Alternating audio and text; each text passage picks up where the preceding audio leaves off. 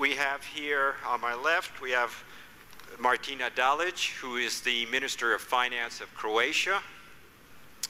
She also was a negotiator in Croatia's accession talks to the EU. We have Jacek Rostowski, the Polish finance minister. So certainly we have people who are qualified to talk about the Eurozone, the Euro crisis, and to tell us all the answers. We have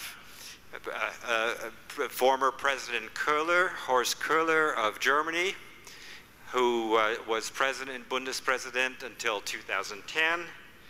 Before that, he was also managing director of the EBRD and of the IMF. So he has spanned both the world of finance and politics. We have Dr. Jan Kulczyk, who most of you here who are from Poland or even from the region don't need a lot of introduction to. He's certainly one of the most successful businessmen in this country and in the region. He is also the chairman of Green Cross International, the ecological foundation founded by Mikhail Gorbachev. And we have General James Jones, retired General James Jones, who until last year was the National Security Advisor for President Obama, who had a long distinguished career in the Marine Corps and then as a diplomat, and he has had many commands. And I'm also pleased to say he happens to be a member of the board of directors of my institute, the institute where I now work, the East-West Institute. And I should also mention that General Jones has a lot. His European experience is not only professional European experience. He grew up much of his life in France. I happen to know this because at different times we went to the same high school. What we have at the moment is a situation in which the Euro project was not constructed for the kind of crisis we have today. Wszystkie kraje dziesiątki, te, które weszły w tej chwili do Unii Europejskiej najpóźniej, wszystkie mają podobną tendencję. Rozwijają się zdecydowanie szybciej. PKB rośnie 2 razy szybciej niż PKB w Europie Zachodniej. Przyczyn oczywiście może być wiele, ale ja myślę, że podstawowa taka przyczyna jest ta, że wyzwolono inicjatywę przedsiębiorców, wyzwolono inicjatywę obywateli. Państwa jest mniej w tych krajach naszej dziesiątki niż w krajach Europy Zachodniej. I problemy, z którymi boryka się dzisiaj świat, głównie Stany Zjednoczone i Europa, powiedziałbym, zachodnia, to są problemy wynikające z faktu, że jest za dużo polityki w gospodarce, że te pieniądze, które są wydawane i problem, który mamy dzisiaj w Grecji, we Włoszech, Hiszpanii, w Portugalii, to są problemy wynikające z faktu zadłużania państw.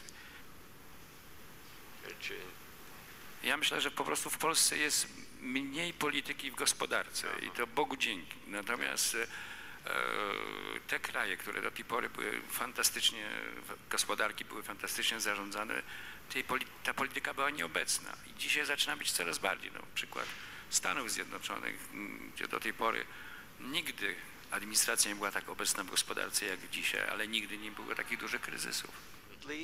China may pass the US economy as the largest economy in the world around 2020. And if you take it in PPP, purchasing power parities, it could even happen in this decade. We could find a way to bring the yuan or renminbi in a multipolar international monetary system where it plays its role as a reserve currency, but that also means that the Chinese then take over responsibility in case they are moving in the status of a reserve currency. Of course, this will only happen if and when the Chinese make further strong reforms. Convertibility is a need to become a reserve currency. The consolidated debt of all the European all the Eurozone countries and relate that to the GDP of the Eurozone, we'll find that that's less than in the United States, quite a bit less, and very much less than in Japan. And yet it's Europe that has the sovereign debt crisis. And why does Europe have the sovereign debt crisis? Because there are weak links in the chain. We created a system which is like a chain of links, and when the crisis came, obviously it hits at the weakest point. And what has happened over this year and a half since the sovereign debt crisis started is that we've constantly been behind the curve in strengthening the chain. If we had created a flexible European financial stability fund facility in May instead of a rigid one, if we'd created one for 450 billion euros of real disbursable money instead of 250 billion euros of real disbursable money, we would never have got to the situation in which we are today. More solidarity from the stronger countries, the surplus countries, and of course it requires more responsibility from the weaker countries, because you can't have solidarity without responsibility. We have a study from Ken Rogoff and Carmen Reinhardt. The economists know there. They are saying, because of historical analysis, that a debt, sovereign debt beyond 90% is going to become by itself an obstacle to growth. Right, right. Italy, unfortunately, has 100% and more since not just the most recent years, since long. Yeah, and others are racing in that direction. But exactly. Yes. So, therefore, I must insist. I mean, I'm not so far away from the minister, but it seems to me that he makes the story a bit too simple for some kind of quick fixes, much more cheap money, and it will work. There has to be a change over structural reforms and really build up new growth potential.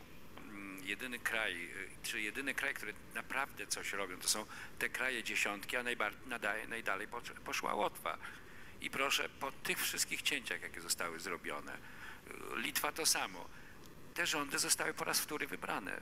To znaczy, myślę, że jeżeli się powie obywatelom prawdę, że można tylko tyle wydawać, ile się zarabia, nie można się zadłużać, każde przedsiębiorstwo, które stosunek kapitału do długu jest wyższy niż 40%, zaczyna być niezdrowe. 100%, nie wiem, czy jakikolwiek bank na świecie w ogóle by rozmawiał z nami, przedsiębiorcami, gdybyśmy mieli dług przewyższający 100%. Natomiast w świecie polityki jest to tak normalna rzecz i nikt się temu nie dziwi, a nawet ciągłe protesty czy strajki, które są trudno zrozumiałe, gdzie zmuszają polityków, czy naciskają na polityków, by to zadłużenie powiększać. Nie ma możliwości spłacania tego zadłużenia. W związku z powyższym trzeba powiedzieć prawdę, odważyć się powiedzieć tą prawdę, bez względu na to, czy są przed nami wybory, czy ich nie ma.